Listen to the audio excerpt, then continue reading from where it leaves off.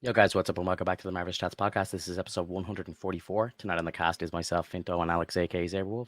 We're going to be talking about The Penguin episode 3 and Agatha All Along episode 5 and any other nerdy news in between. If you're new to the channel, make sure you hit the subscribe button, leave a like on the video, and if you're watching a replay, leave us a comment below. Let us know what you think. Without further ado, here we go. Yo, what's up, dude? Hey, what's going on, buddy? I'm good, man. How are you? How Not was the too bad, week? not too bad. It was fine.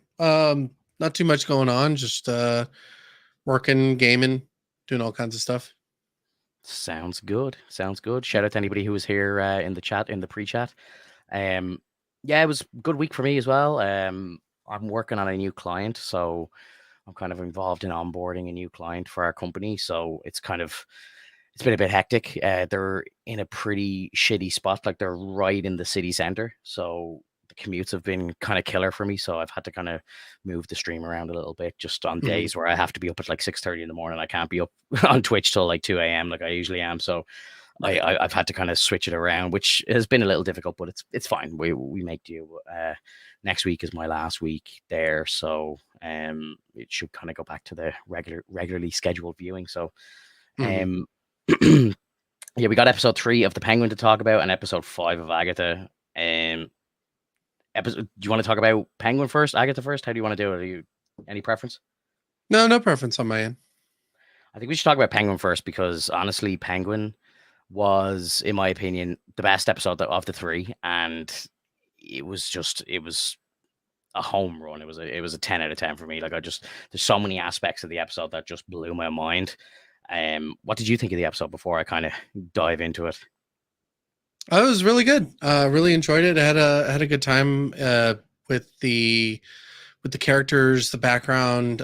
It's very much akin to Breaking Bad when you look at it, Mm, um, because you see how this turns into sort of a moment of like, oh, you wouldn't be here if it weren't for me. You could be something better. yeah, Your dad would appreciate that you're here and whatnot. And it's like he doesn't know any of that, but like he just manipulates the situation so that he sticks around. And who knows what'll happen in the next episode. But like essentially we see that instead of leaving Gotham and going with his girlfriend, like he decides to stick around and help out Penguin. And but even when the moment comes and like he helps out Penguin, like he still thinks about like other people, because he has a caring heart. And he's like, well, what about Sophia?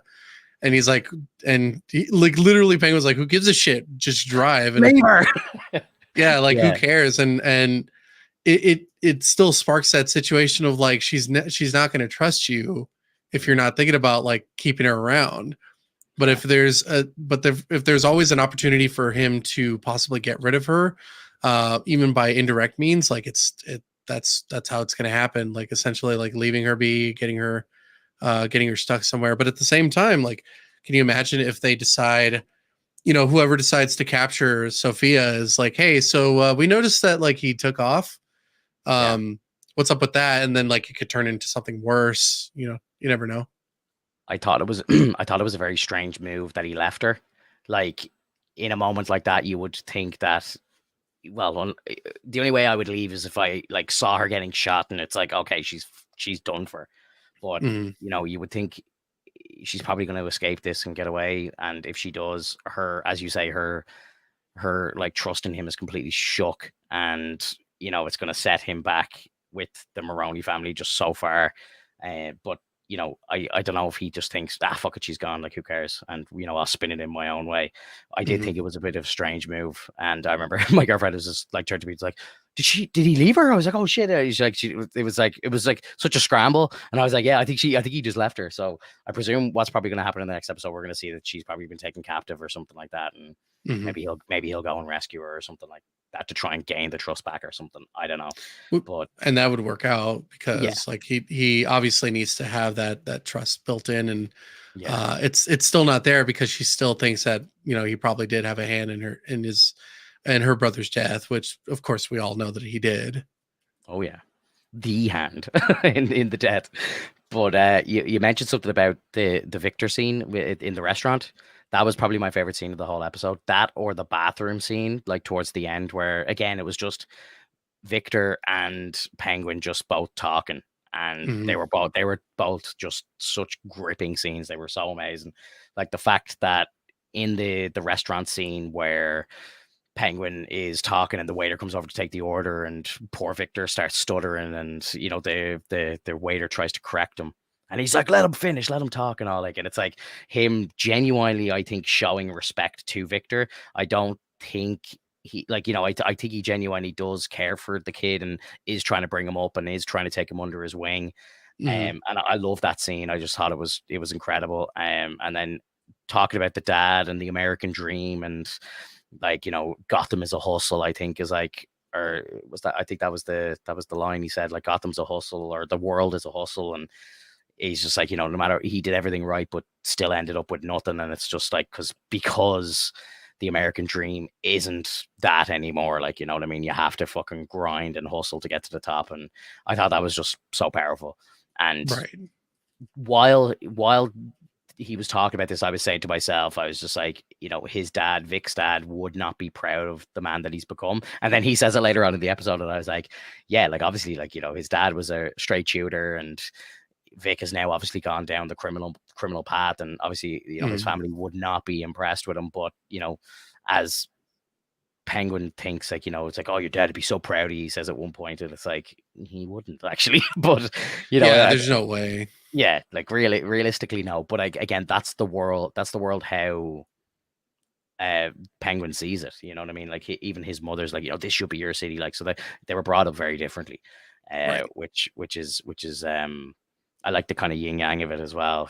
Victor knows he's a good, like, he knows he should be a good guy, but he knows that he's kind of gone bad, and there's nothing he can do about it. Now it's just kind of Gotham is in such like disarray that it's like, survival of the fittest sort of thing. Like, he kind of knows now he has to do it. Like, there's maybe before the flood he wouldn't have, because he was trying to be a good guy, maybe hanging out with the wrong people, as we saw in the flashback scene at the start, which was really cool as well. That was another kind of great scene.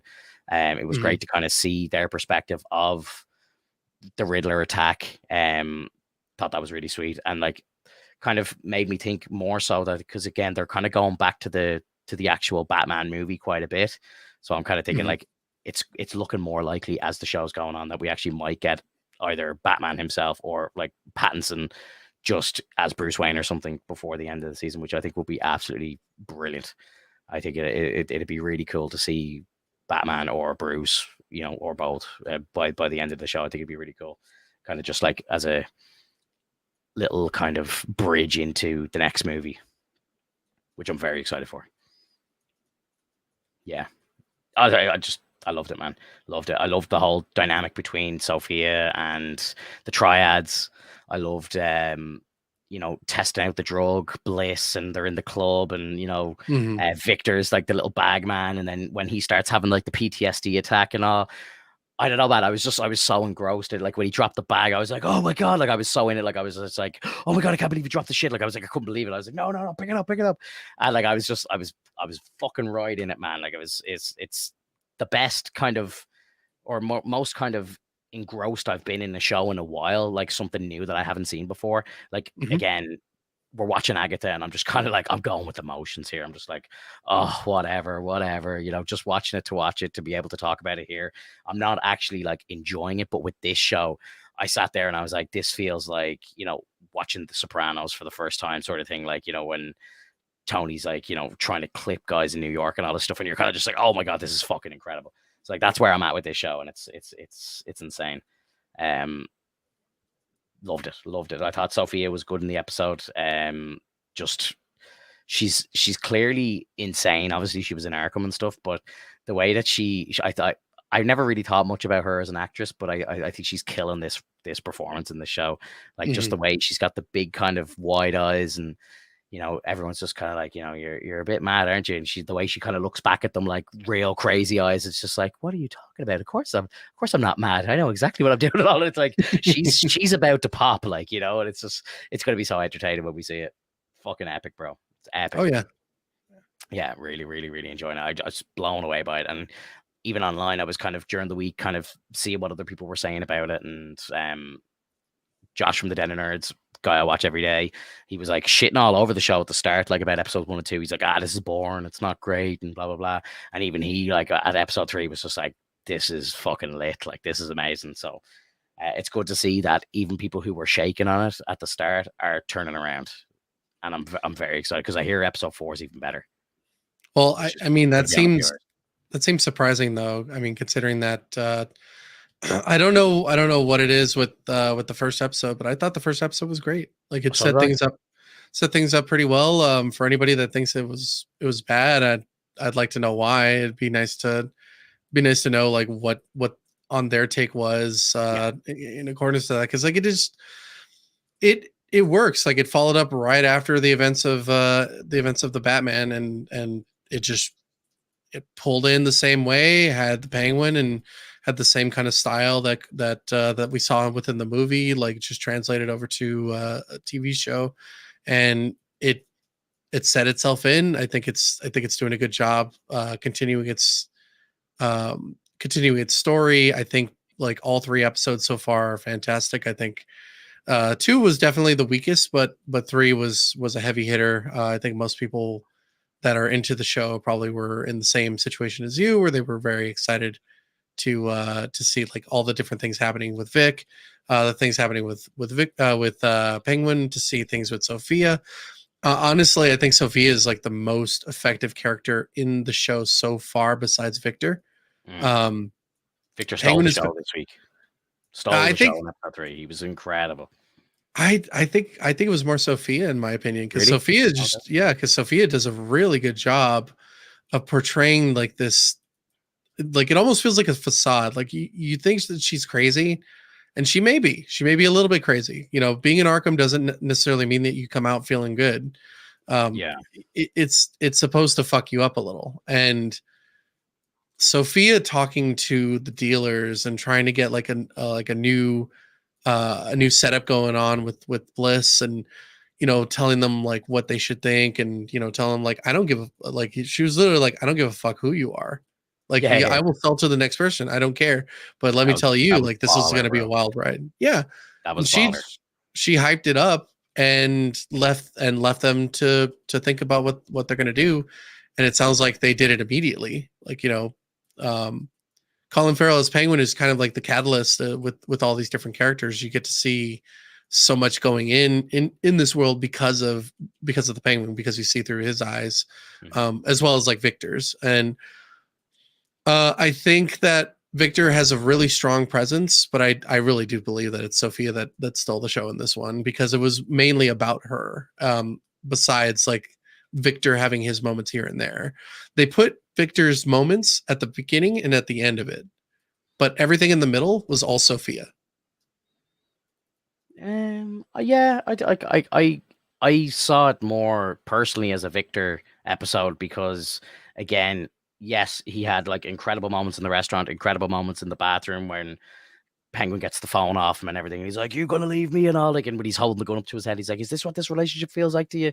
Like, it was just, you could see he was actually hurt by it, and I was like, "Wow, this is fucking amazing." But even in the middle of the episode where we see him become kind of the drug runner, and you could see him kind of finding his feet, and he's building up that kind of confidence to be in the field and actually doing stuff rather than just being a driver. Um, and again, like, even when Sophia and Vic first meet, I'm more kind of worried about Vic in this scene. I'm not like kind of worried about Sophia. Like the whole dynamic of him being on the, like, Penguin being on the phone in the other room with the Maronis while she's banging on his door. Like, it's just so intense. But then like poor Victor has to answer the door and he has to talk to her, and he's getting quizzed and everything, and he's like shaking like a leaf and everything. And I'm just like, oh, this is like just so intense. It's so incredible. But Yeah, I'm but only thinking about Victor pretty much the whole right. time. I Like, get that, but like we've seen that before. We've seen that in the first and second episodes. We've oh already no, but this was we've different in episode 3 where her, like, it was a proper kind of nail biter moment for me anyway. And like, even when after the whole kind of thing, it's like, yeah, Vic's gonna drive us around, and she's like, no, he stays here. Don't trust him. And then it's like, you're gonna drive me like the old days. And she kept like throwing jabs at him as well. Like, he used to be my driver. Did he tell you that and everything? And yeah, oh yeah, it was great, man. The mind games were just fucking on fire. It was right. fantastic. Right, the mind games from Sophia from Sophia, in that interacting with in that Victor, with Sophia interacting with Penguin, Sophia doing all these different things in yeah. between. And yes, we did have Victor and Victor moments here and there. It to me, it just like I don't think we're going to agree on this, but I really think that Sophia's moments had much more of a punch during the midsection. I'm not saying that Victor's Yeah. moments weren't. I'm not saying that Victor's moments weren't fantastic. I'm saying that Sophia handled the body of the story for episode 3 like to a T. Everything that she did was meticulously done, and whenever she felt like she was being like shoved to the side, she found her way back in. Especially with blackmailing that one guy, I forgot his name. Trying to get with the triads, trying to set things up. Like, it's all because she still exists, and that's why Penguin keeps her around. Yeah. I think when they got your man to fuck the boss's wife, that was all Penguin. That wasn't Sophia, right? Like, that was Penguin's idea. Right, but at the same time, like, she also gave him information that that it was necessary, that they needed to get his approval. Yeah. I don't. Yeah. Was it not the triad that was like, get him on the phone? And Yeah. she's like, So what has he got to do with this? right. But essentially, like, it also worked in her favor because she was about to be sent out. Oh yeah, he threatened her for sure, and Right. So she's it like, worked yeah, out. it definitely worked out for her. But that was definitely Penguin. That was a big fucking point in Penguin's book for Sophia, like, in their relationship. But by the end of the episode, he's just squandered the whole thing because he's just left her for dead on the side of the road. So, oh man, I can't wait to see where she ends up in the next episode. Yeah. Yeah, Definitely. it's gonna be cool. The Maronis are hilarious as well. Like, it's like I again, like, are they even like really running things? I don't like. I know they think they are. I know there's a bit of a vacuum, but it doesn't really feel like they are. Um, but like, they're making all these like crazy moves, but like Gotham isn't theirs. Like, Right. Well, they're too busy gooning around thinking that they have everything in check, when in reality they're not doing shit. They're sitting around, and eventually the bomb's going to explode, and they're going to be caught red-handed, like, for facts, everything. facts. Another great scene for Vic this episode was do you know the scene where he's parked in the car outside the club when they Mhm. first go in for the negotiations and the cop pulls him over? And he's like, "You're a bit young to be driving a car like this. What are you doing here?" And all. And Vic just thinking like a pro on his feet, like when he finds the cash. And he's like, this is way too much cash for a kid your age. And he goes, "What cash?" And the cop's like, yeah, all right, get out of here. When your boss gets out of here, get the fuck out of here. I was like, holy shit. I was like, that's epic. And I love the way it was just like, those dirty bastards. It's like, oh, well, this is the job, bro. Like, you would think that he'd be like, I'll give you like whatever. You gave him $1,000 a week to start with. I'd be like, here's a bonus for, saving our asses. Cause, like, again, Vic like saved the day there. Like, if Mhm. that cop searched the car, the whole stash was there, the whole fucking Bliss product and would be out, and like the cops would know all about it before it even hits the street. Like, that would have been just game over before it even began. Which was like, I think Vic fucking, as I said, like, just on fire this episode. Fucking amazing.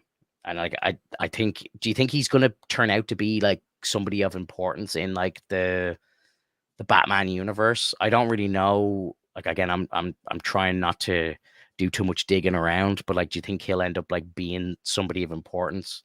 The way shows like this, like, sometimes they'll do it where like they'll introduce a character and you think he's a nobody, but then it turns out it's just like a different origin to an existing villain that maybe we already know. Uh, I mean, for this kind of show, I don't think it's going to run too much longer, considering Mm. that Colin Farrell doesn't necessarily want to be in the suit anymore. I can imagine. So yeah, Yeah. like, I think he said they got it down to 3 hours. It takes, and like, they're like, that's the best they can get it. So 3 hours is still a long time to sit in a chair. Yeah, definitely. So, like, it really just depends on whether or not he wants to continue this. I mean, I don't think Vic has enough legs to be able to stand on his own, and maybe they'll, like, there's no story to be had from like where he's at right now either. So it's hard to tell like what's going to happen in terms of like this character. But in my head, I'm thinking that it's going to be kind of a one and done. Like this, he'll live off well, he'll do good, and then maybe by the end of it, Penguin just sends him off, like doesn't kill him, but like lets him go. Yeah, yeah, yeah. That'd be kind of cool. Because like obviously now it's kind of in the back of Penguin's head. It's like he did try to leave. He was texting that girl. He was on the fence about jumping on the bus to Cali. So Right. yeah, maybe Yeah. he does go, look, you've done your bits. It's getting a bit too dangerous. Just get out. I don't want to see you die, sort of thing. Yeah, because like I don't think depending on how people like the character, I mean they could easily just pull a 180 and kill him off, but Yeah, I doubt that. I think that they'll at least let him live, and then that way they can use him for something later on in a different lighting. Because the his girl said that she was going to go to California, right? yeah, So you never know. Like there might be shit nearby California that they can work with in terms of DC, but I'm not too savvy on what DC does with their environment. It's not as plain and out there as Marvel. Like with Marvel, it's all the US. It's essentially like there's no Gotham, there's no random like area yeah. that is make believe. It is all Real uh states and shit. Yeah, exactly. Yeah. yeah. I'm trying to think, like, because I know Star City is basically Seattle. I think. I believe Central City is kind of like around like Chicago area.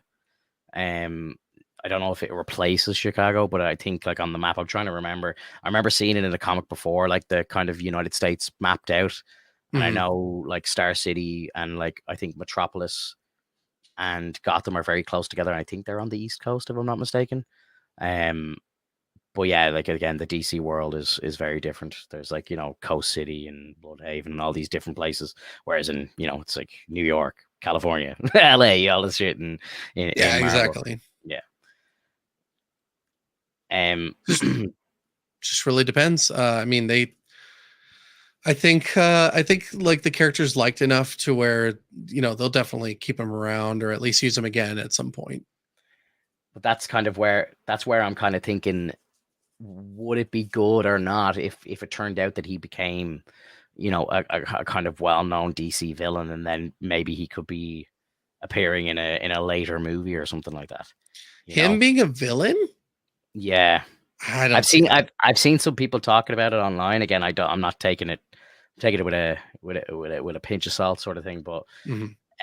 like he could like turn out to be what's his name, Victor Saz, which I think it doesn't really fit him as a villain. People are trying to like get like DC villains with the name Victor, and like I think Freeze is his name, Victor Freeze, and it's like I don't see him as Freeze either, obviously, but could he That'd be be a the very young? weirdest. That'd be so weird, bro. Because like I think the second Batman movie is going to take place like in the snow, so like I think they're kind of hinting at it being like a Freeze story, but I can't imagine like whatever happens because again we know the Freeze kind of story, like his wife dies and he kind of puts her on ice to try and find a cure to No, no, save her, and he's like a yeah, no, genius and all this stuff. Like it's not Freeze, like 100% not. right. She dies. I thought she's just ill. Oh, maybe yeah. Sorry, she's got like some terminal disease, and he puts her on ice till he can fucking cure her or whatever. Yeah, Right, right. yeah, yeah. Yeah. I don't know. Again, as I say, I'm not really kind of digging too deep into the DC lore to see if this Mhm. Victor guy has shown up before. I kind of like just watching the show as it is. Um, I loved Penguin's white suit when they were at the club during the kind of club scene at the nighttime when they were doing the drug run. He just looked baller. I thought it was great. Oh yeah, like really, really snazzy. Yeah, I put a picture of him in that suit in the thumbnail. I was like, this is fucking cool. Um, Something that I kind of didn't really think about, but I was only like as I was watching the episode, I was kind of thinking about Sophia, and I was thinking like, oh, obviously, she was in Gotham or she was in like Arkham during the movie, Mhm. um, but and I didn't really think about it before, but she's actually Catwoman's sister, which is pretty cool. So Interesting. her and Catwoman are sisters, like half sisters, I suppose. But yeah, it's like that could be a cool kind of dynamic down the line if she survives the show. I kind of get the feeling that maybe she won't. Mhm. Uh, but she's a big actress, like so maybe it could be a good kind of stepping stone for her to come into the movies afterwards and stay around. So again, Maybe. I mean, I mean, yeah, like I agree though. Like she's doing a fantastic job right now, and she's pretty damn captivating. I think Vic is doing a great job. I still think that Sophia is a much stronger character at this point. It's the only reason why I say this is because of the fact that like we've seen it before with Walt and Jesse. So like just kind of trying to give this a bit more of an open playing field, and I see that the obviously the lady that plays Sophia is doing a fantastic job, and so is Penguin. Like they're all doing great. I don't think I've ever had anybody do terrible acting during these 3 episodes that made me think like, oh, it just took me out of the mix. yeah, and like I think you said it earlier, like episode 2 is probably the weakest of the three. It was a good episode, like lots of stuff happened, but there wasn't like any very memorable things that happened in the episode that, well, I don't know. I think I need to watch it again, but it's like when we were talking about it, I kind of felt like we didn't have a massive amount to kind of go over. I do remember, obviously, Vic getting caught trying to stash the diamonds, and Penguin thinking on his feet and double cross, and then like changing the plan when shit was going on. It Hmm. was like it definitely kind of put us in a mindset. It put him in a mindset, or like us knowing that he is in that kind of criminal mindset, and he's able to think on his feet, and that's what he needs to survive in this world. Right. Yeah, it's fucking great, man, and it's something that I will definitely revisit, like 100%. Hmm. I think it's very strong week by week. I think if you were to sit down and binge this show, it'd be even better. Like, could you imagine watching the first 3 episodes in a sit down on a Saturday or something, and you get to the end of where we've seen so far, and that'd be like the end of your first view, like that'd be fucking sick. Like a lot to take in, a lot of cool action, um, and just great kind of fucking storytelling, great acting, great. I was gonna say choreography, but not great. Like dialogue, um, yeah, beautiful, man, beautiful Oh stuff. yeah, Like honestly, definitely. I'd be scoring episode 3 like very very close to a 10. I know nothing is ever a 10 out of 10, but I say stuff is a 10 out of 10 when it's like close enough. So Right. like I'm calling this a 10, but in the real world, it's not an actual 10. Hmm. It's fucking epic. But on the other hand, Agatha was not 10 out of 10. What did you think of No, episode 3, 5? Sorry, 5, episode 5 of Agatha? 5. It's already 5 episodes in. Jesus. Yeah, bro. So I did a rewatch just to make sure I wasn't being an asshole, but it just it just doesn't it's not hitting any points for me. I really think that that show has nothing to do with my demographic. It has nothing to do with me. And by the way, Finto, like I gotta say, episode 5, now it's hitting the fucking teen shit. Cause like once it got into the fucking room with the fucking with the outfits and having in the clothes and doing the Ouija board kind of shit, and I was like, all right, fine, whatever. Get out of Yeah, here dude. with that. Get out of That here was with that. Like that it's was so how I was bad. that was how I've been feeling the entire show. And I went back and re-listened to our talk on the last episode and kind of understand, like trying to like be in your corner for what you're saying and understand and take what you're saying on. But I was like, I can't agree with him on this. I was like, I see this show completely differently. I'm glad you've said that, because now I think we're kind of more on the same page. But yeah, like this Well, episode no, was I go on. gotta say though, like I'm still on the cusp of it being still like angled at 30 to 40-year-old women. And I've even asked different sources like how do they feel about it. They said that Disney wants it to be for teens. In reality, it seems like it's for 30 to 40-year-old women. So I'm still on that side of things because I've already asked people before, and they're somewhat on my side, but they're in the middle because they think it's also in on both ends. It's essentially like in reality, probably for 30 to 40-year-olds. In From Disney's point of view, it's for kids. It's for teens. I would say nobody over the age of 25. Like I would say the cutoff point for this show is probably about 25.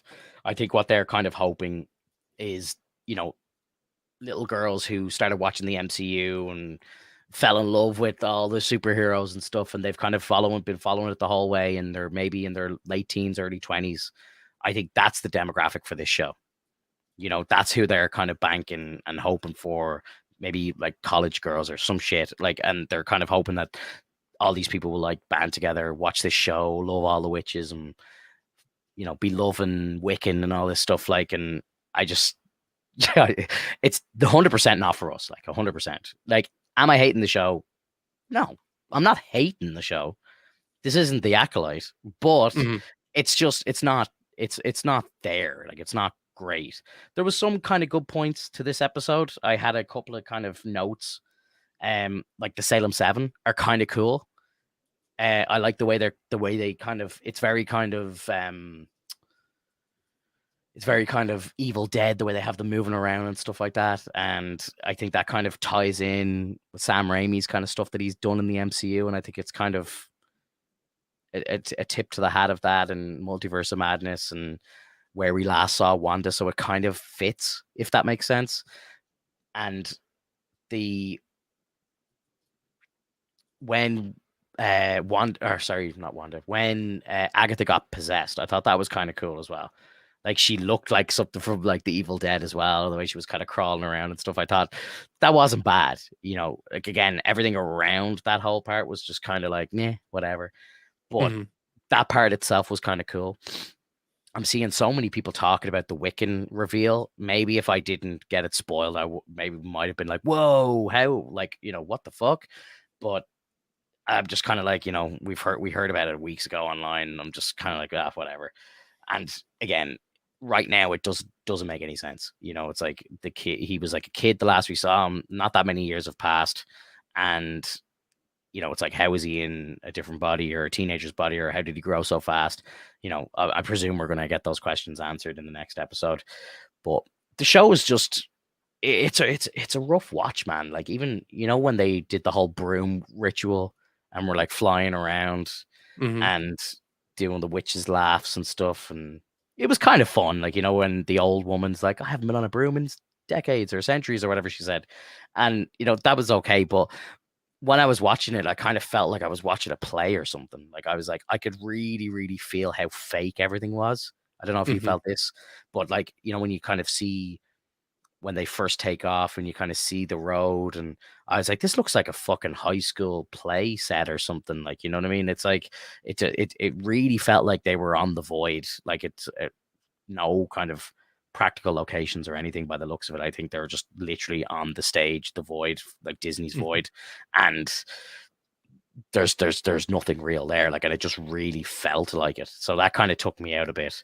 Um, but the Salem 7 and the possession and stuff, that kind of maybe brought me back in a little bit. And then I suppose there is a bit of intrigue as to how he's Wiccan. Like, how But is the other kid going to come? What's the other kid's name again? The speedster. what are the kids? Oh, speed. Wanda's kid. I I can't don't think of know. his name. I don't think they're gonna do shit with Speedster. I think they're, you know, I think they're just gonna flow with Wiccan. They're gonna leave it at Wiccan, and then Yeah. they're gonna realize like they fucked up. Yeah, it's to me, I think it's kind of obvious what's going on. Like, he's trying to get on the road to maybe either get enough power to try and resurrect Wanda, or maybe Wanda's going to be there herself, and we won't see Elizabeth Olsen, but we'll have some kind of red, kind of smoky mist or something to be like, that's the essence of the Scarlet Witch. Let's release it back into the MCU. And then it's like, when it comes around to another movie, like down the line, it's like, Wanda's back. Like, I think that's what's probably going to happen. Something along those lines. That's just my guess. I think I hate it's I probably a hate that. pretty educated guess, really. But yeah, I hate that. I don't really like it Yeah. either, but I just don't see it going any other way. Like, Well, I mean, what was the point of him not revealing his name then? What was the point of him not like well, who he could? cast the spell on him? That's How is what. he able to manipulate so much and cast spells when he clearly can't even fucking handle his own fucking name? That's what was bothering me so much. It's like, why is it that he's got his name written out? Because we wanted to make it a surprise. Yeah. And now everybody knows because everybody's posting on there. Look at this, a Wiccan. It's Wiccan. Everybody is Wiccan. And it's like, we haven't even heard his fucking name yet. And it's like, it's so fucking aggravating, dude. Like it pisses me off when I think Marvel actually officially released it as well. That's so dumb. I'm pretty sure like the official like Facebook or the official Instagram or something put up a post after the airing of the episode going, it's Wiccan or whatever. Like I think they kind of, I don't know if they kind of knew that it had leaked and they kind of like, oh, we kind of just have to say it now at this stage. But it's just the little crown was the giveaway. Yeah, because blue magic. I don't give a fuck about the blue magic. It's the crown that mattered to me. It was basically the crown that looked similar to what Wanda has, you know. So like it's essentially like it's gonna be the same fucking thing. It's gonna be Wiccan because like they have no which way to bring this character out in a proper light. I don't like the actor that's playing it currently because it just doesn't feel like he's getting enough screen time for me to care about him. Every time he tries to say something, every single fucking time they try to say something, Finto, it's like kids shouldn't talk. Fuck off. Like why is he so important if you're not going to let him talk? And I don't care if he was able to manipulate the ladies and throw them into the lake and then throw Agatha in the lake and now he's on his own. I don't care what he's going to do now because he's just like they made me not care about him. Yeah. Why? Like, how did he get his powers back? That's my thing, Finto. Yeah, like I don't understand. Can like he how say his name now? Because it fits the story. Like, can he say it now? If he can, then that's some bullshit. Like if you know, like if he explained that, like, oh, I did it myself, it's like, okay, then I guess that's okay, but it's still a bit of a cop out. It's like, dude, don't just fucking. And she knows, and dude, Agatha knew. Yeah, you remind me so much of your mother. So fucking dumb. And like when they did that, I'm like, go, like, I was like, go fuck yourself. Like, seriously, you can't even be as subtle as you can be. Like everybody knew at that point. Yeah. As soon as she said that, it's like, and because there were so many rumors going around, it's this Wiccan, it's this Wiccan. It's like, clearly people are way ahead in the times. They already knew what was going on in the script, and some people put it out there, and then it just starts getting the talk going, and then the talk goes on that like, oh, is it Wiccan? Is it Wiccan? I don't care about these kids. We barely got any Wanda. Yeah, I think the big kind of toss up was it was going to be either Wiccan or it was going to be Nicholas Scratch, fucking Agatha's son. And then when he was the one who was the spirit in the Ouija board or whatever, it's like, his name is Nicholas Scratch. I was just like, straight away, okay, it's Wiccan 100%. Like 1000% it's Wiccan. It has to be. Yeah. So, yeah, bro. So then does that confirm that like that Nick Scratch is dead? Yeah. Like, is that what we're getting? Yeah. So like now we have a dead son. So like now it's obviously not going to be Agatha's kid. And it's like, and they were telling it, you know, quite often as well. Like they were like, oh, you know, it's not your kid. It's not your kid. Also, fuck you, Aubrey Plaza. That shit, that was so, that's like, I hate that they gave her this sense of direction in terms of the show. She should have fought that shit. I don't care how much fun you're having and that you've been on the road before. I don't care. Just act like you're trying to help instead of going, this is fun. I hate that shit so much, man. It is so infuriating because someone who knows how to get around the area is not fucking helping. And that's the one thing I really hate when it comes to group effort. If you don't fucking help, get the fuck out of my group. Yeah. It's so upsetting, Finto. Like that is number one. Like everybody should be helping at some point. Even when Wolverine was not excited about helping Deadpool, guess what? He still did it. Yeah. And guess what? It turned out that it worked, like everything worked out in the end, right? Because they decided to help each other out no matter what, because not only does he want to redeem himself, but he also has a reason to, like, you know, he's stuck there. He has no other choice. And so like that's one thing, but at the same time, it makes sense to just like try to get the fuck out of there. He could have easily, like, he was trying to walk away even at the end of it. You know, he was still like, maybe I should just leave. But even then, Deadpool was like, no, dude, come hang out. You're a buddy. You're gonna hang out with us forever. These ladies don't care about each other. They don't give a flying fuck. Why are they on the road? Bro, it's going to be so interesting now how I think that the dynamic is going to shift in the next episode, because it's like, Wiccan's awakened and it's going to be all about him now. And he's going to be like, the center of attention. Nobody's going to be talking back to him now. I guarantee you. I guarantee you he was shit on their shoe for the whole episode, or for the whole season up to now. And I guarantee you they'll just flip it on its head without any explanation. And it'll just be like, he's the badass now. Guaranteed. I guess. I mean, but at the same time, it's like, is it deserved? Like, does it feel like it should be that way? Like, is he going to be a little shit now? And then it's going to be like, that moment of like, well, it looks like he was being a little shit, so now he's the bad guy. And then at that point it would care even less.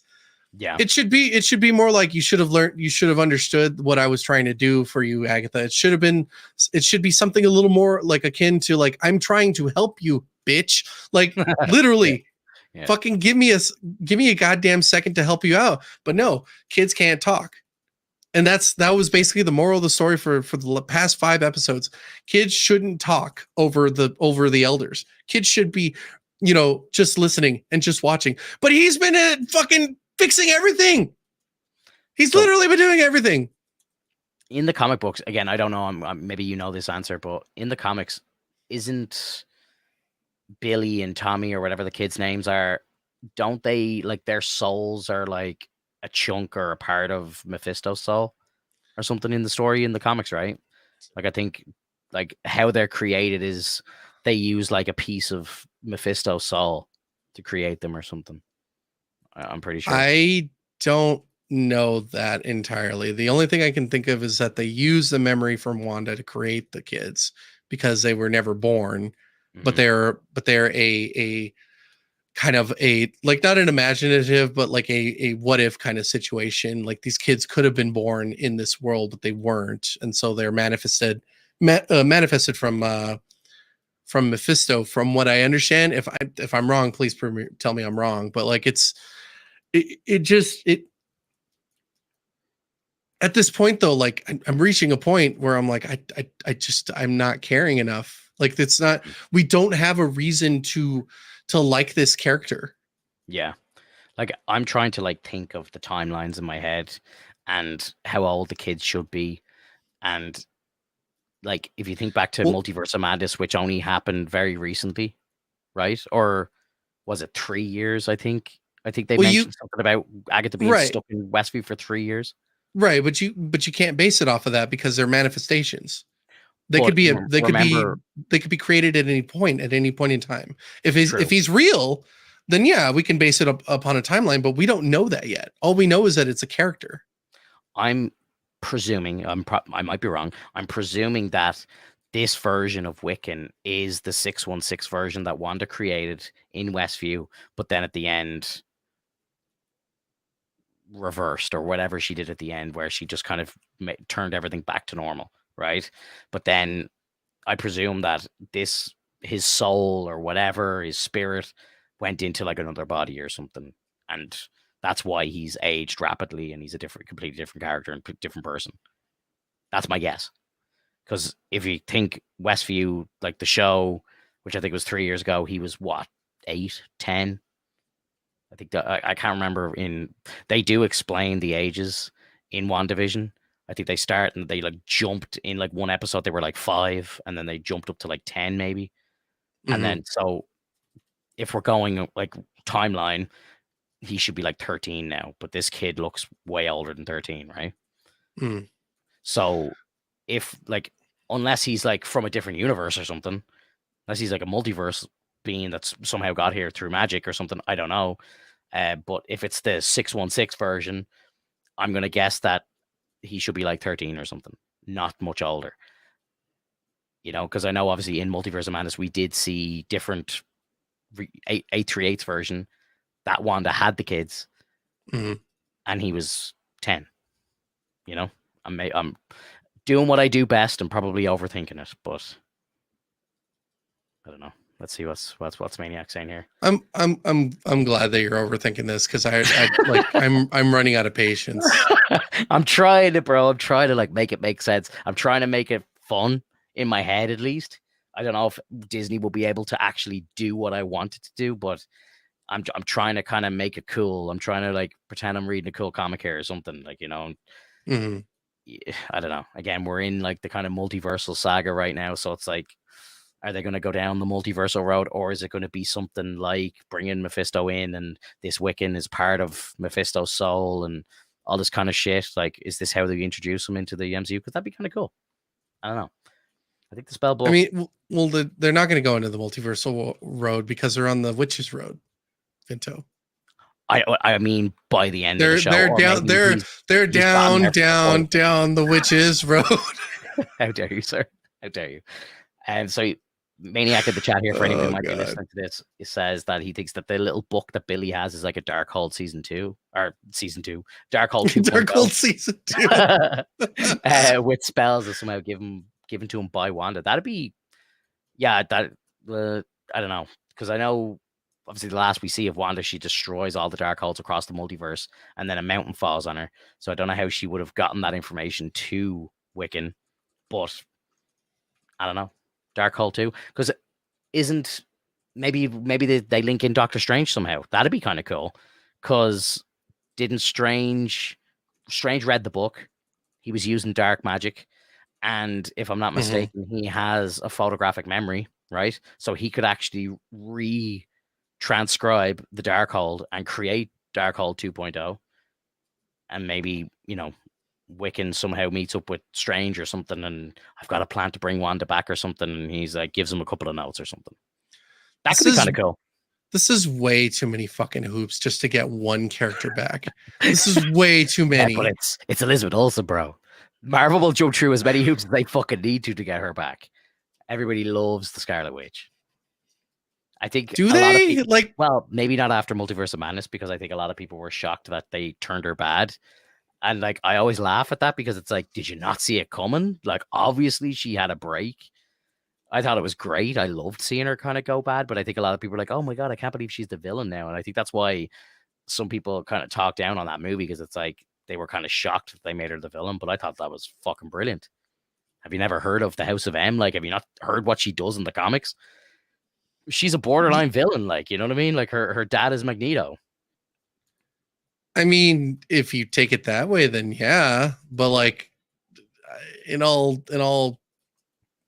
like in the real sense of it, Scarlet Witch is more of a, like, I would say, a neutral character, even to the point of just being more of a hero. As far as I know, like, she can have those moments. She's very like unstable. You just like all the other telepaths, essentially. Mm-hmm. I don't know if she's a telepath. I think she's just a chaos magic user. But essentially, she has the ability to manipulate everything. She has the most powerful magic, like, known in Marvel, as far as I'm concerned, when it comes to magic, because chaos magic is anything. Like, you could do whatever you want with it. You can change things with a whisper. You could change reality at any point, and that's the whole point of it. But like, just like saying that she's just wholly a villain is kind of feels like a punch in the nuts to this character. Like, she's much more than that, man. I Like, think so. And like like she's each even just taking the MCU, not taking any comic books or anything like that. She's definitely had like a kind of a rocky road when it comes to, like, you know, when we first meet her, she's a villain. Then she kind of goes good, and then now she's had another break bad. Is she going to go good again? Probably. You know, she's definitely up and down a lot, which makes her a good character in my opinion, because, you know, we have enough goody two shoes characters, and we have enough like diehard villains as well. It's nice to have somebody who kind of yin yangs and bounces around. Like, I find that interesting. I kind of like characters that are gray. It makes them more interesting. Like Daredevil. Like, you know, it's like when we first meet Daredevil, he's beating the fuck out of people. He's very dark. You know, he's kind of, you know, he's carrying a he dark passenger with him, and he's not a he's the most good positive guy. fucking character I've ever met. Yeah, Punisher and he's makes him look like a little fucking choir boy. Okay. true, but but Punisher is like, he's an anti-hero at best. You know what I mean? Like that's best case scenario, but like Frank Castle is like I don't know. Like I love So Castle as well, but if you can't label Daredevil as an anti-hero, then you can't say that he's like got a gray to him. would you not say he's grey?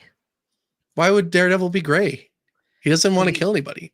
but He he beats, does though. yeah, who cares? Batman beats the fuck out of people, but does he kill them? In the comics, no. Sorry, in most What, comics, no. outside of the comics he doesn't? Well, if you Like saw, as soon if as you he watch, steps off the ink, he's like, I'm gonna kill a motherfucker. well, if you watched Zack Snyder's movies, he was killing people left and right. In that, Yeah, because I gave him a shotgun. but Like, which is the when he's driving around stupidest in the thing that I've when he's ever driving seen Batman hold on to. when he's driving around in the Batmobile, like he's like blowing up cars and everything. I like driving through buildings and all. I'm like, that's 10 dead people. That's another guy. Like that car exploded. Those guys are dust. Like he's definitely This killing isn't a people car. I love Ben Affleck though. I love it. Love it. The she was with you. uh, Sacred timeline is post House of M timeline. That's why it's sacred. I hate the idea of a sacred timeline. Absolutely hate that idea. You see how much like garbage is posting out of the sacred timeline situation. Like even Loki holding onto the strands and letting the other timelines be as they are, it just still feels very dirty. It's like it's not done well enough, and so like it makes it so hard for me to put like effort into wanting these different stories to take hold. But at the same time, they're also doing a damn good job of making me forget everything that's happened. Like I don't remember shit in some of the other shows that happened. The other one that I thought that was actually pretty good was Moon Knight. And even then, some people are against it because they're like, oh, it wasn't that great. The final episodes weren't that great, but it was still fucking engaging and enjoyable. It had its moments. You had a character with multiple personality disorder. You had someone that actually had an affliction. Like that's the whole point of Marvel. Marvel is full of people that are fucked up in the head, fucked up in the body, or just straight up fucked up. mm-hmm. And it's like that's the whole point. That's why Finto, like every time you're like, well, I just think that this character, he's so edgy and whatnot. That's why you like Batman so much, because it's that sense, that level of like, yes, he's doing a lot of things that are probably more than along the lines of a vigilante, but he's doing it for the right reasons. He's protecting his city, much like Daredevil. So that's why you're so akin to Daredevil, because it's very much a Batman like, but without the need for gadgetry, like on the plus side. He's handicapped, like he can't see. And that's what I love about Marvel so much, is that all of these different characters have a handicap, except for the like even Hulk has a handicap because he gets angry all the time. He needs to calm down in order to be able to think properly. It's just so fucking cool to have those moments. When I see DC, all I'm seeing is like Adonises and Aphrodites and just kind of coming out of the woodwork. You see some Artemises, like basically gods among men. And that's why they even have a whole game called like Gods Among Us, Injustice. Like because it's true. DC is all about like the gods. It's all about all that shit, like with the godliness and being able to take care of people. So it's on a much higher scale. Everything that they do is on a much higher scale. So when they fail, they fucking fail so hard.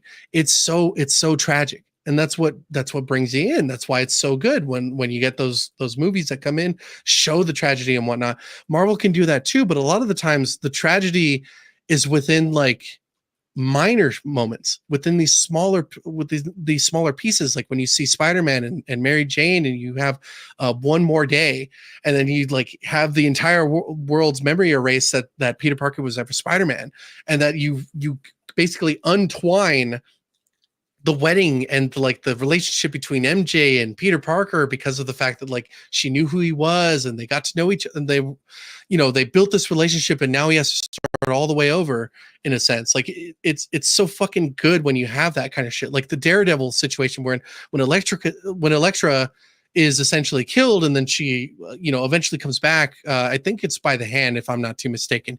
And it's like it's this cool situation where she used to be this like very non-threatening person, and then eventually became so fucking good at her craft that she literally joins them in fights. It's all these different little takes here and there. Whereas like anything that happens to Superman, it's like it's a mind fuck. It's like the whole people died in this building and I couldn't save them. I need to get off planet. I'm gonna fucking lose my mind. They can't handle that shit. Yeah. It's so fucking cool. Like the dynamic between that is so fucking cool. Does Marvel do that right now? No, because they're essentially trying to take too many stories and give them meaning when there is no meaning from it. Like that's why Penguin is doing so fucking well right now, because it's not even a fucking hero. It's a villain with like just on the ground level, and that's what we've been talking about this whole time, Fito. Like we need just ground level characters, even at the point where Agatha all along. Yeah, they're on the ground. Yeah, but they're in a different plane. They're not even interacting with the world. It's in a different area. You could finish the story and not care because it doesn't affect the world. You have no idea what's going on in the MCU right now. Watching this show, right. I don't know what year it is. I don't know where they are in the world. Like we know Westview is like New Jersey, right? So we know the show started in New Jersey. What year is it? I don't know. Like 3 years after Westview. Like you can kind of do the math if you really try hard, right? But, like realistic, like, do you remember the days where like, a movie would start, it'd be like 2012, New York City. You kind of know where you are straight away. Yeah, it's great. We know where we are. Whereas it's now like, it's just ever since the blip, it's just the whole thing's timelines have just been a mess. Like unless you get out the fucking whiteboard and start connecting all the dots, you don't know exactly where you are. And it's kind of weird because you start acting like Charlie Day, like, and this exactly. That's exactly what I was thinking in my head. I was like, where he's like 100%. But it's like, oh, man, like it's when we heard that after the blip that they were going to take a break for like 5, I remember thinking like, what the fuck? They're going to take a break for a couple of years. I was like, that's crazy with how good Endgame was, and they have to keep going. And I was like, how are they going to do that? And obviously they kind of phase 4, they tried to do a couple of new characters and origin stories that kind of worked. But like now we've actually caught up to that 5-year span, and we're actually there now. And it's crazy to think that it like 5 years has actually passed in the real world, and we're still kind of living in that blip, kind of seeing what happens next. Like, where's Captain America? Like, what's happening with the Avengers? All this sort of stuff. Like, and at least we know what Hulk's been up to. Yeah. Unable to stop Jeeps and fucking living it up in Mexico or wherever the fuck he is. I'm embarrassed by that character now. Like, it's so sad. It's so sad.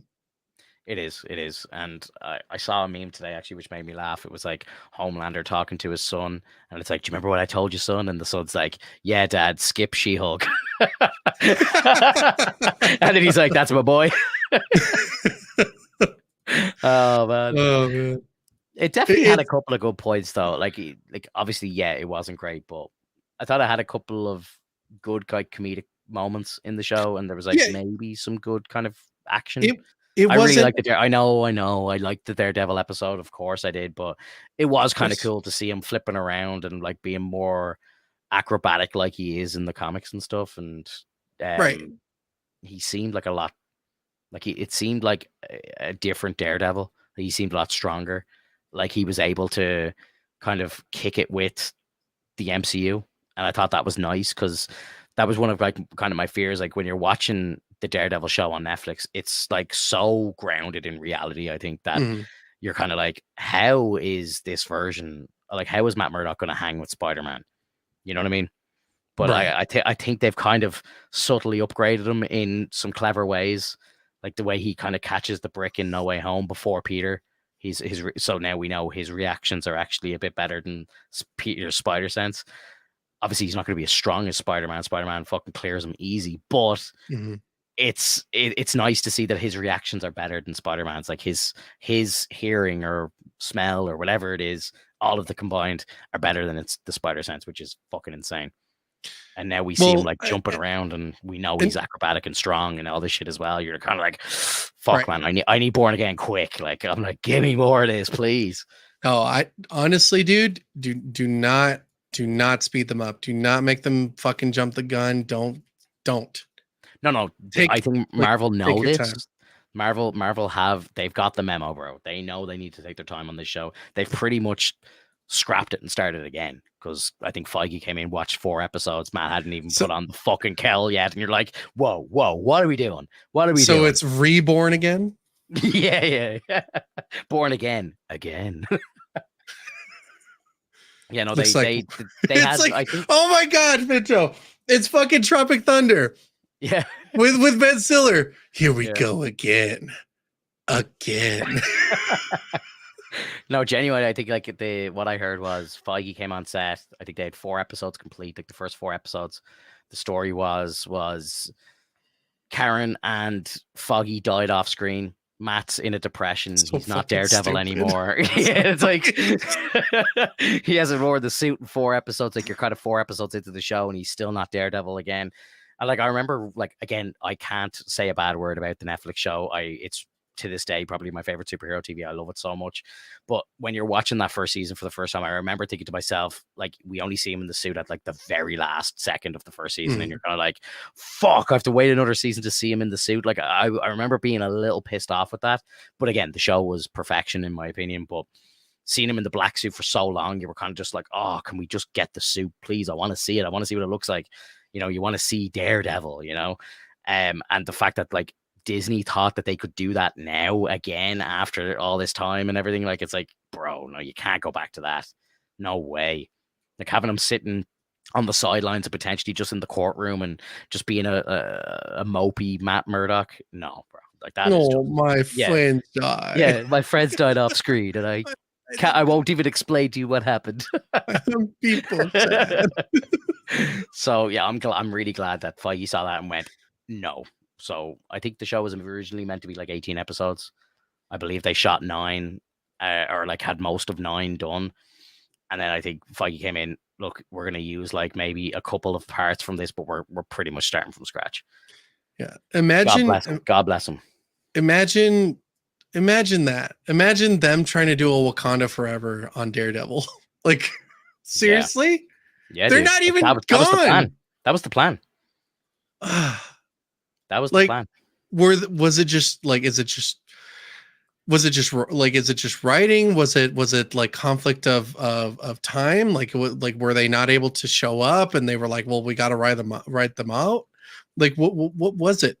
I think it was kind of them trying to do a kind of, not do Daredevil season 4, kind of try to do a soft reboot maybe, or like, kind of bring it in and have it as in like, this isn't the same Daredevil. Like, I think that was the original pitch. Like, this is Daredevil. It's Charlie Cox. You're going to see Fisk. It's this Fisk from the Netflix show, but this isn't that universe. It's slightly different. I think that was the original plan. But now they've turned around and they've said, no, it's canon. The first 3 seasons are canon. This is a continuation of that story. So they've doubled back on what their original plan was. Right. But like but how did that even reach the table in the first place? Like, can you, like, how dumb is it to not want to trail off something good? Oh my god. Like, why?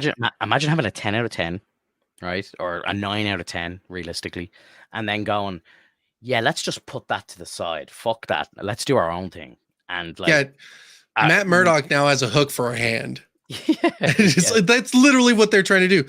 And he has a peg leg, and he's now a pirate on the seas, and he's Daredevil the pirate. Like, it's literally, why are you changing the like the design of it so strongly? Yeah, he's deaf now as well, imagine. Yeah, it's like blind wasn't enough. Like, he's deaf now too. He's blind, deaf, he's missing an arm. Yeah. Oh, dude, I don't. I make it make sense. I honestly don't know. And again, I've been saying this shit about Lucasfilm for so long as well. Like, it's like, you have all these home runs already set up. Just do it. What are you doing? Easy wins. Kenobi should have been the easiest win of your life. Should have made $1 billion. Like, it should have been the easiest win of all time. It should have just been called Organa. Boba Fett show. should have been a 10 out of 10. Like, think about like when we saw him in Mando season 2, how cool Boba Fett was.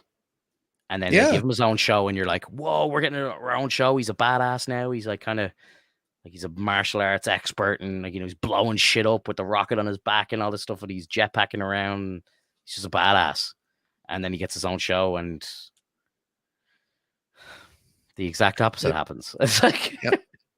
And it's because they gave him too much to care about.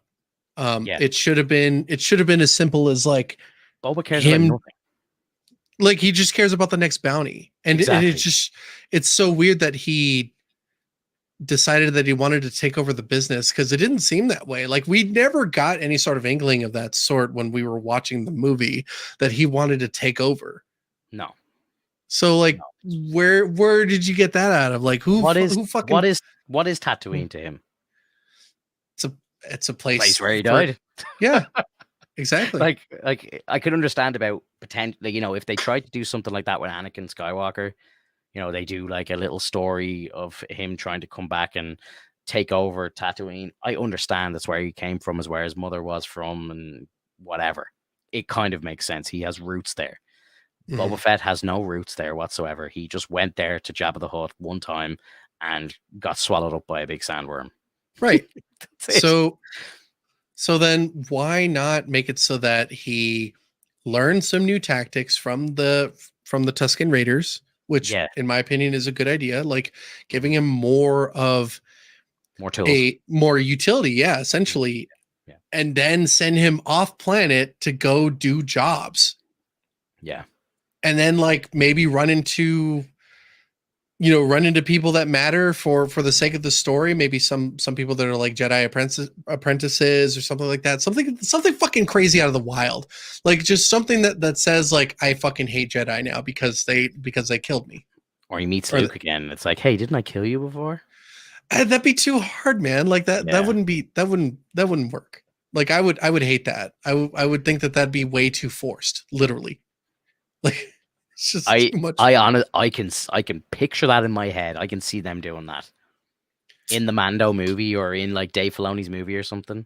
We're gonna get him show up, and it's gonna be like Luke is gonna say, "Didn't I kill you before? You're familiar or something, or I know you from Tatooine. Didn't you used to work for Jabba or something?" Like, guaranteed. Like, I'd be shocked if this didn't happen. I'd hate it. Yeah, it's literally Agatha all along. You're so much like your mother. Yeah. It's so annoying, dude. It turned a fucking, like, that show turned such a fucking leaf at the last 5 minutes of that episode. You know, this whole situation of Agatha being like, oh, hey, well, I didn't mean it. Well, it's like, no, you did mean to do it. And then she goes, you're so much like your mother. It's like, okay, so is she being a bitch? Is she just, or is she like actually trying to be evil? Like, what's going on? Even like, how did she figure it out? I think she knew. I bet you anything she knew from the start. It doesn't make any sense though, because Agatha knew all along. yeah, but it doesn't make any sense. Think about it. Like, it's like the kids disappeared. You know what I mean? It's like they should be gone. How is he just magically aged and he's in a different body now? And he's Finto, magically aged is because he could be a manifestation, is what I'm saying. Like, I'm not saying like you don't have to be a baby. You can be born from magic at some point and then just be. Like, that's the whole point of the magic, is that he's manifested. So that could be the case. If you're confused by that, that's probably the case. If not, then there's been time. But because we haven't seen that yet, we're fucking confused. Exactly. But even if it is, like, whether it's a manifestation or a time jump or magic to age him quicker or whatever, like Wanda did in the start, how does, like, Agatha's able to read his type of magic or something, or get a sense of who he is through the magic that he uses? Before he revealed himself with the crown as Wiccan, she knew, like, Agatha knew that it was Wiccan. Yeah. How? Even the guy, even the teen guy, he was like, you knew all along. And then I shouted, Agatha. Like uh, it's so on the fucking nose for no fucking reason. yeah, It just doesn't make sense at the same time. Like it makes sense, but then it doesn't make sense. It's like, why? yeah. Why reveal it now? Why not like why didn't you reveal it like earlier? Like I know who you are, or like or something about you reminds me of someone. Give us something that says like I kind of am putting the pieces together, not Mm. like this random like, oh, I knew all along. It was me all along. I did it all along. Like that's good what it's gonna end up being, Finto. Finale episode. She knew all along. She did everything all along. Everything all along. Agatha all along. There you go. Credits. Yeah. Hope you enjoyed the ride. Do you have anything else to bring up, or are we done for the day? Just for I would say like for you One Piece fans, the anime is going to go on a bit of a hiatus. It's not going to be producing any episodes until I believe April. It's that Um, common? what do you mean it's that common? Like, do they take breaks? I thought this was like it always ran, right? Like, there's like pretty much a new It episode like all the time. it did, Yeah. but we've caught up to the manga. We Ah, literally we're on it the ass end of it. right. Like we're about to hit the head. And so they probably need to take the time to flesh out more of the story Mm. and then give the animators more time to set it up. Yeah. Because I'm assuming that as we go further on, because we're literally in the final saga now, as we go further on, it's going to reach the end. And as we reach the end, we need it to be big. We need it to be fantastic. It needs to hit every part of your emotions as it's going forward. And so far for me, like even just reading it, like I'm having a great time. But I understand completely that it needs to take its time off and just chill. Because like I said, just give it time, give it effort, and then eventually it'll produce like gold again. Because it's producing gold, but it takes forever because every other week essentially we're reaching that point. Every other week we're getting a special episode. It is not a numbered episode, it is a special. Right. So because it's a special episode, what it does is it does a recap and it tells you everything that's happened so far with these characters or what's going on in this area or what happened here, kind of like a quick like rundown of what happened. And so like by giving it time, by giving it until April, it's it, we're going to get so much more, content without having to stop. And is that the lot like since like has the show been running kind of on par like the since it began? Like, and is this like the first time they've taken like a really long break? No, this isn't the Okay. first time. Like they've, but this is well, I would say this isn't the first time they've taken a really long break, but this is the first time they've taken a break since like probably the time where they were getting close to doing the time skip. Um, How long ago was because that? I don't fucking remember, dude. Like it like Years, the, like? yeah, year, of course, years. It's Yeah. been years since then, but like there have been moments where literally the reason why they had so many filler episodes at the beginning of the show, even then it's not even that many. There were like maybe 4 or 5 of them, is because every time the show got to a certain point, it was caught up to the manga again. Yeah. And so they had to make filler episodes that are like like they make them semi filler because it's like, okay, this kind of happened. And in some cases it's just downright filler. Um, it, They need time so to like breathe, yeah, basically. yeah, essentially if you don't like, if it doesn't have time to breathe, it's going to create filler episodes. And One Piece is widely known to be the one of the only shows with filler that is at less than 10%. Yeah. Everything else that you've seen Bleach is like at 40, like I think it's at 40 something percent. It's nearly like half of the episodes are filler. You can skip so much shit. Wow. It's crazy. And like Boruto was like 70%. That was the worst that I've seen. It was bad. So like giving it time, giving it room to breathe, we're going to get that quality back because we are getting quality, but at the cost of every other week. So is it like every Thursday there's a new episode and it's been like that for years? Yeah, every Sunday, Wow, essentially. Yeah. So that's insane.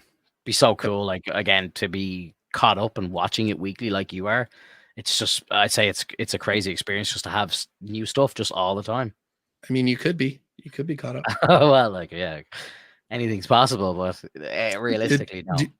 sir, sir, my girlfriend, who I promised that we would watch whatever she wanted after we caught up, finished watching, and she's slower than most other people who would be able to binge it, because she could only handle maybe about 3 episodes at a time, 3 to 6 at the most, 6. She made it in a year and a half. Yeah. You can literally do One Piece within 3 months if you go ham and watch at least like 3 to 6 episodes a day. She wasn't even watching a day. She was watching like once in a while during the weeks. Yeah. What I'll say to you is have kids, bro, and then try and do that. It's dude, your free time becomes a lot less. Trust me. I don't know, man. I know a guy who I've actually spent a good majority of my time with, like when I was living in California. He binged the whole thing with me, and he had a kid. He had 3 kids. He was taking care of kids that weren't even his. It's part of like he worked construction. Yeah. So that's a fucking grueling job. He came home, he worked out, he got his stuff in because he dedicated it to that point. Like that was his entertainment at that point. Yeah. So unless you want to make it your entertainment for the time being, which it sounds like you don't. I just don't have the time, bro. I really don't. Between everything, work, family, gym, Twitch, this content creation, fucking social media management, everything, like it's just there's not enough and again, the free time that I do have, I like to watch stuff with her, and then she won't watch this, like, you know. So the only time that I have to myself where I could potentially sit and watch something like what I was doing with Jujutsu Kaisen is just on my lunch breaks and work. I have 1 hour a couple of days a week where I'm on site, and it's like I have an hour to myself now. I can eat some food, maybe watch 2 or 3 episodes. I was like trying to get through it as quick as I could, so I was like watching them on like 1.5 speed to watch the episodes quicker so I could squeeze in an extra episode. But again, that's at best 9 episodes a week. So 9 episodes a week. I don't do the math. How long would it take me to watch One Piece? Like watching 9 episodes a week, like a while. I mean, a while. How many weeks in a year? It's about 52 weeks. Yeah. So 9 episodes a week. You're watching about 468 episodes a year. You catch up in about 2.5 years. Yeah. It's a big commitment, because again, it's like that's if you are religious about it as well. Like, you know, you got to put in that like time religiously to be watching those 9 episodes a week. Will there be weeks where you watch 10, 12, maybe? Will there be episodes then there's weeks where you just don't get around to watching time? Like, you know, I could go out for lunch and with a couple of colleagues one day, and it's like, shit, that's 3 episodes I missed out on, you know. So I would need to have that absolute drive, which I unfortunately I don't. I just don't. Right. So I'm gonna live my One Piece journey through you and through the live action Netflix show, which I'm happy about, bro. Like, I love listening to you talk about it. I love your passion for it. I love listening to Andre talk about it as well. He's very passionate about it. And then between that and just, you know, in Discord, you know, Annie talks about it a little bit sometimes in our Discord as well. So I feel like I'm kind of living my One Piece life through you guys, and that doesn't bother me at all. Yeah. But we'll see though when they decided to do the remake. You know, you might be able to try to get into that at that that's point. A good, yeah, very good jumping on point. Definitely. You know, if it's an episode a week, it's manageable. 18 minutes a week or whatever it is. Yep. Definitely. I'll 100% give it a go if they do that. Is that guaranteed, or is that just a kind of speculation? Oh yeah, no, like it's been in the works. They're cool. Okay. Yeah, they should be setting that up sometime next year, I think. Cool. Well, I will definitely give that the time of day. 100%. Even if you did it once a week, you know, yeah, take you about 1,100 something weeks, but like probably take your whole life just to get there. I'll be an old man. We'll still be here. I'll have no hair, just fucking wrinkly as shit. Alex, I made it to episode 800 something. Yeah, imagine I'm on episode 1200. Yeah, there's like 600 more episodes now. Fuck. I told you to binge, you son of a bitch. um, did you hear the Joker 2 numbers? Like they're saying it's like the worst opening of like comic book cinema ever. Like apparently it did less money than The Flash, and it did less money than like Morbius and stuff. Hmm, It's rough, bro. damn. It's I rough. mean, well, because like what exactly did they have to work with when they decided to make it a musical? I think they were literally got thinking that the first movie did so well that they're like, we can do anything and They're people are going to go see it. untouchable. Yeah, Yeah. yeah, that's what they thought, and it just bit them in the ass. Like so many people are demanding refunds as well. Like it made so little money, and there's so many people that are demanding refunds because they walked out. They're like, "Fuck this movie! I'm walking out. I want my money back." Like I would say you're not really entitled to your money back if a movie sucks. That's your opinion. Like, you're paying to go see something. If you don't like it, that's tough shit, in my opinion. I Well, wouldn't be looking for my money back. right. Isn't there a grace period though? Like if you I think if you like walk out within the first 20 minutes or so, I think you can get a refund.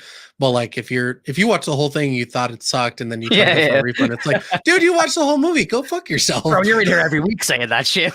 Yeah, Yeah, like go get out of here. I've never been in the situation. Uh, I'm trying to remember. Have I ever walked out of a movie? Not I had to leave if I remember correctly, I had to leave a screening of something because like an emergency came up, but it wasn't because the movie was bad. I've never actually like gone fuck this and stood up and walked out of a movie. Mm, Like I've just I'm here, I've got my food, I've paid for the tickets. I'm gonna sit through it and watch it till the end. Whatever. Respect the creation. You know, right. whatever. But I've never actually said, fuck this, stood up and walked out of something. Right. Have you? Have you ever walked out of a movie? No, no. Even if the movie's terrible, I watch it. Yeah, I'm the same, bro. I'm the same, and like, I think something flips in me, and I'm kind of like, if I know something is terrible, I'm like, okay, I don't care anymore. I flip a switch, and it's like, let's try and find some like funny mistakes or something, or let's try and find a way to laugh at this movie or something. Like, I try to Mm, like make something out of it. You know what I mean? But yeah, I would never walk out, never. But yeah. I'm curious. I must ask because I have a friend who used to work in a local cinema. I must ask him about the grace period thing because that might be a USA thing only. I'm not exactly sure, but I'm curious. Do they do that here? Yeah, 81% drop off this weekend. yeah. That's crazy. And again, that's social media. That's word of mouth. That's me personally, I knew I wasn't going to go see this in theaters because I knew what it was going to be. And I'm like, I just can't justify the money to go see that. It's a 70, 80 euro day out for me and her and food there and potentially food before or whatever. It's a commitment for us to go to the cinema. So like, I'm only going to go when it's something that I really think that I might enjoy. I'll go see Venom 3 and I'm going to pray that I like it, but I kind of know that I maybe won't, but I'm still going to go, Mhm. it's kind of Spider-Man. I feel like there's a reason for me to go. This movie, no, not at all. I like Lady Gaga and I love Joaquin Phoenix, but I'm just like, this is a digital watch for me. I'm sorry. And then after it gets released and you hear about everybody fucking raging and wanted to walk out of the movie, and it solidified it for me. Yes, I will not be paying money to see this film. Will I watch it Right. when it releases digitally? Yeah. Will I go in with an open mind? Yeah. Well, I hope I enjoy it. Some people, I've seen some takes online where people are like, it's getting undeserved hate and it's not that bad and people just aren't understanding it and blah, blah, blah. I'll go in with that mindset. Maybe people are missing something, maybe, whatever. But an 81% drop off is insane. Yeah, I think there are a couple things in the movie itself that are essentially like giving too much of a nod to previous Jokers. Mhm. Um, one Are you being that talking the like end yeah, scene? Are you talking about the end scene? yeah, that's what I heard is like the basically stealing that moment away from the like the original Heath Ledger Joker and um So, did you hear about Christopher Nolan? Did you hear this? story about Christopher Nolan. No. So, without spoiling it for anybody who might want to see the movie, apparently at the end of the very first movie, you know, where he's standing up on the cop car and he paints the smile on his face in blood.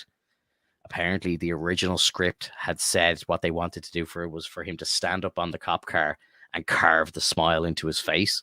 And Christopher Nolan was still a producer in DC at the time, and he said, "No, guys, you can't do this. You can't ruin Heat's. That's Heat's thing. Heat's Joker carved the smile into his face. No other Joker should do that."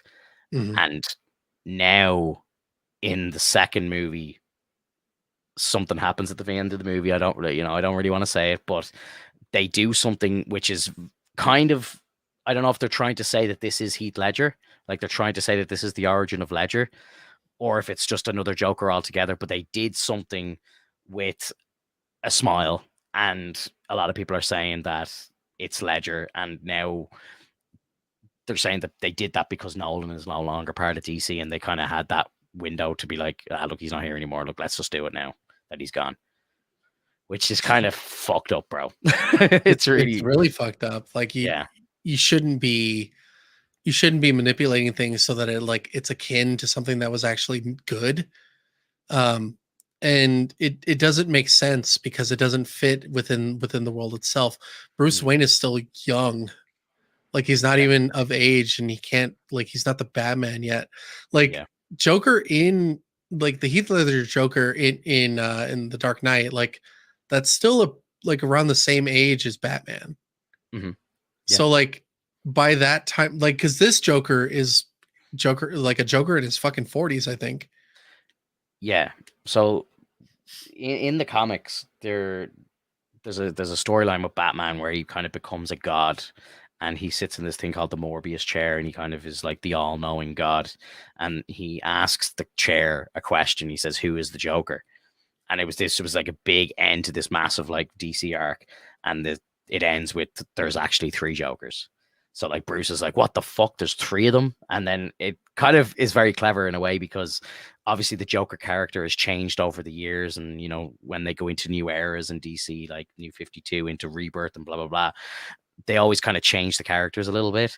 But I thought it was a very clever way to kind of explain that in the times where you thought that the world was just changing or they were doing a reboot or whatever, it's actually a different Joker taking over. So there's three of them.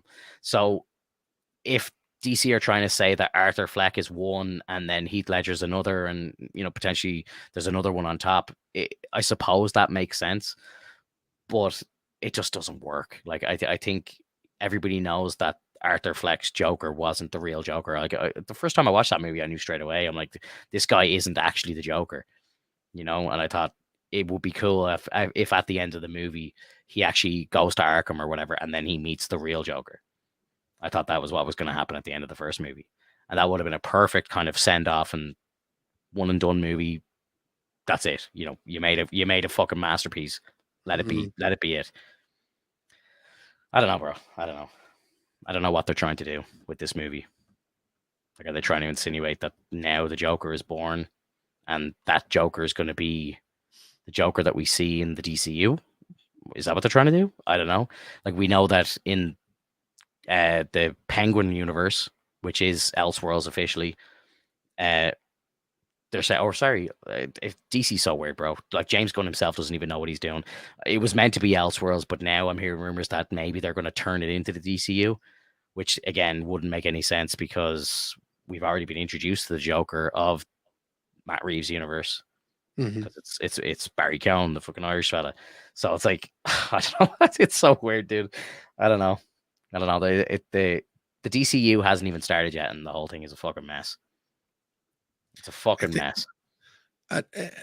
partially I think it's because they don't really have any idea of how to create these characters.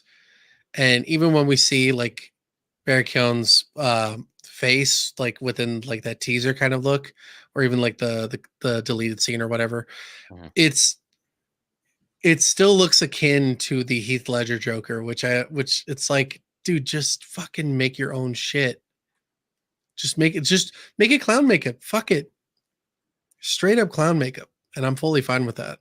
Yeah, that like Jack Nicholson was perfect. Yeah.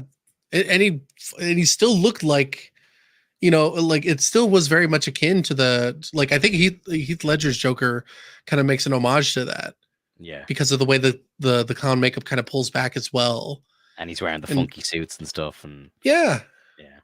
oh yeah, Maniac, for anyone who might be listening, Maniac says the only movie that I've ever walked out of was Batman and Robin as a teenager. Funnily enough, I kind of like the movie these days. I haven't watched that movie. Like, is that the one with Freeze with Arnold Schwarzenegger? you never watched that?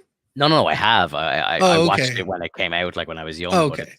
even back then, I knew it was bad. So it's like it's not something that I would ever rewatch. But I'm just trying to think because there was again Yeah, like the Batman movies were kind of a blur back then because it was technically a trilogy, but there was different actors playing Batman. So with that was the one with Freeze with Arnold Schwarzenegger, right? right. Yeah. Yeah, that everything about that movie is just awful. But I liked Chris O'Donnell as Robin. I thought he was cool as Dick Grayson. I remember liking him as a kid, and I was thinking this guy's fucking cool. Yeah. Yeah, I think it worked out pretty well with Chris O'Donnell as Robin. Like it was a much more, like a much more mature Robin in my opinion, Hmm. which I think worked out pretty well. I find it weird that they got so goofy by the end of it. Oh, do you Because know it like with like what's her name? Is it the girl who played Batgirl in it as well? I can't think of her name right now. oh something Silverstein or something like that, Yeah, or yeah, yeah. yeah, and yeah, she was. I remember thinking at the time, like I was like, I had a crush on her at the time. I was like, she's fucking hot. But like, you know, when like they when they had them suiting up and stuff, and they do like the 180s, and it's like they show their asses and stuff, and then they do the 180s, and it's just the nipples out and everything. Oh, bro, it's just so fucking terrible. And like, I just like making that. Could you imagine? Like, I'd be It thinking like, would how is it would this has to be a fail, right? Like, it would you'd have to know that making it. but at the same time it's kind of like like it makes sense. It's ergonomically correct because you don't want to have like your nipples just punching on that. Like, you Yeah, know, like if it's what if, cold in Gotham, it's gonna be uncomfortable on the suit. yeah, like You gotta you're not give going to them breathing chafe. It's going room. to be like locked in. A little protective case Yeah, for the nipples. it's padding your Oh, nips. that is so funny, dude. Oh, that's brilliant. Justifying the nipple seats. I love it. I love it. I might have to clip that out. That's fantastic. I'm trying to think, is that one again? Because they all kind of mash into one for me. Was that the one with that wasn't the one with the Riddler with Jim Carrey. That was the second one. That was Batman Returns, right? Batman Forever, I think, was with Jim Carrey. Forever. I Sorry, think Forever. I forget about Forever. So it's Batman and Robin. Batman Forever was the last one. Was No, it? no, no. Batman Forever and then Batman and Robin. Oh, sorry, you're right. Yeah, I'm pretty sure their names are fucking dumb. yeah. Because Uh, Batman Returns was always my favorite one as a kid. yeah, because it's Batman, Batman Returns, Batman Forever, Batman and Robin, right? Yeah, yeah, yeah. Because was it Batman Returns? That was still Keaton, right? Because he did two. He did the first one. He did Batman and then Batman Returns. So Batman '89 and then Batman Returns. And then was it Uh, Forever? Forever they had switched to Val Kilmer, and then yes, Batman and Robin it was Clooney. it's Clooney. Yeah, yeah. Which, Oh, I mean, it's not a bad. It wasn't. It's not a bad decision to do Clooney, but it just didn't. It oh, the made movie it was too so wacky. yeah. But if you were to put Clooney in the Kilmer movie, it would have been as good. You know, I Yeah, think I could see that. yeah, it would have been as good. I just think like I could if you would put anybody in that corny movie, like it would have just been it's a fail no matter what. Mhm. Oh, I fucking loved Tommy Lee Jones as Two Face in that movie. That was Forever, Batman Forever. That's a good one. Yeah, That's one I could rewatch. Like I loved that movie as a kid, and Batman Returns as well, like with Catwoman and stuff. Those two were sick, and with Penguin, Danny DeVito Penguin and all. Like those two movies were really good in my opinion. man, that penguin was fucking funny though. That scared the shit out of me as a kid, man. Like I watched that, maybe I might have been a little too young, but I remember him freaking me out when I was a kid. Like because you know he'd be like eating the raw fish, like taking their heads off and stuff, and Oh yeah, all the black shit running down his face and everything. Like I remember that scaring me when I was young. Yeah. Didn't he actually eat raw fish at that point? Yeah, I wouldn't put I, it I past him. think it was him eating raw fish. Like he I did would- it so that it'd be legit. yeah, I believe it. I believe it. Believe it. They've never done Robin right. Titans comes close, but it's not the same without Batman. Oh, bro. The Titan show started so strong. Like the first season was so good, and then it just died halfway through season two, and it was never the same again after. Did you watch Totally. that show? I can't remember. You didn't watch it? No, no. Because I remember when we were covering it when it was live, it was just me and Kyle were the only two that watched it. So we kind of did a solo episodes, and we kind of covered it like season three. But that just broke my heart, and then I didn't even finish the show. I gave like it got so bad that I didn't even finish it, and that's got to say a lot. Because usually I'm the type when I start something, I'll see it through to the end, even if I'm like if I know it's falling off, Right. I'll still kind of stay with it. Like there's so many great examples. Fucking Mm. Dexter is one where it just fell off after like season five, but you're like, I'm sticking with it. Supernatural, one of my favorite shows of all time. 15 seasons. It dips up and down, but I was like, I'm in it forever until they stop making it. I'm in it. Whereas a show like this should be something that's on my radar like that, where it's just like, oh, I don't care how bad this gets, I'm still gonna watch it. Like Arrow was another perfect one. Like, I love that show. I'm rewatching it at the moment. Like, just kind of when I have like 45 minutes that I can't, have nothing to do, I'll just like throw on an episode of Arrow. That show got really fucking bad around season four, but I'm just like, I'm too invested. I love them all, so I'm like, I'm sticking with it. But Titans Yeah, got so bad that I couldn't even finish it. that sucks, man. Yeah, it does because it was really good at the start. Really good at the start. Like they brought in like a Deathstroke in season two, and he was really good. The introduction of Superboy was like one of the best episodes of the show ever. I think it was like 206 was the episode. Phenomenal episode of TV. So good. And they just did Superboy so right. Like it was incredible. And he's got like Crypto the dog and all. I was like, this is fucking brilliant. But then it just all fell apart at the end of that season. And then season three, they made a mockery of Death in the Family. It was just awful. Jason Todd just didn't look like they cast a kid to play Jason Todd, who was like a little like kind of fucking surfer looking good looking kid who like Mhm. you'd expect to see him on like some fucking soap opera or something. Like I'm like Jason Todd needs to be like jacked and like real like he's like kind of like he's like the red Ninja Turtle kind of like, you know what I mean? He's real like fucking attitude and fuck everything and I'm going my own way and fuck yous and if I kill people, who cares? Like, like I've got my own mission, blah blah blah, fuck Batman, all this stuff. Like, and I think they kind of Right. maybe took the essence of Jason and tried to put that more into Dick Grayson in the Titan show. And to be honest, it did work for Dick. Like he's kind of like, fuck Batman, I'm starting my own team and all. Like, and it worked. But when it came to Jason, like Jason should be Dick Grayson times 10. Like, you know what I mean? Like the Joker kills him, he comes back, he's got the fucking chip on his shoulder, he's gonna kill whoever it takes. Like, and then Batman's like, get out of Gotham. You can't come into if you're gonna kill people, you can't stay in Gotham. Otherwise, I'm Mhm. gonna put you down, like sort of thing. The dynamic is brilliant, like, and they just didn't do any of it. Oh, it was so upsetting. As a Batman fan, I was like, no, bro, I can't believe it. Because they released the first trailer for it, and you heard like a Joker laugh and the carnival like scene where he dies, and I'm like, whoa, they're actually gonna do this right. I was like, oh no. When we ended up seeing it, it was another time where the trailers just like lied to us, got our hopes up and just let us down. That's so dumb. I know, dude. I know. We're live like an hour and 40. So unless you have anything else to add, I might just leave it for here. It's midnight for me, so might just get some sleep. Yeah, no, go get some rest, buddy. Guys, thank you so much for hanging out, everybody. Anyone who was hanging out with us in the chat, if you're listening to us on a replay and you're hearing this message, you've stayed this long, thank you so much.